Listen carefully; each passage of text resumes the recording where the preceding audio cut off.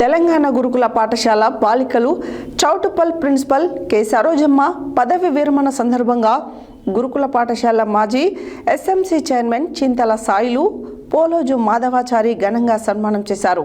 ఈ సందర్భంగా వారు మాట్లాడారు. తెలంగాణ గురుకుల పాఠశాల బాలికలు చౌటుప్పల్ ప్రిన్సిపల్ కె సరోజమ్మ పదవి విరమణ సందర్భంగా గురుకుల పాఠశాల మాజీ ఎస్ఎంసీ చైర్మన్ చింతల సాయిలు పోలోజు మాధవాచారి ఘనంగా సన్మానం చేశారు.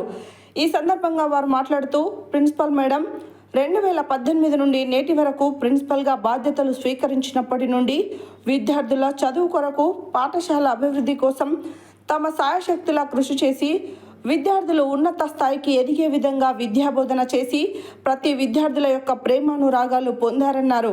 సరోజమ్మ మేడం శేష జీవితం ఆయురారోగ్యాలతో సుఖ సంతోషాలతో ఉండాలని కోరుకుంటున్నామని తెలిపారు.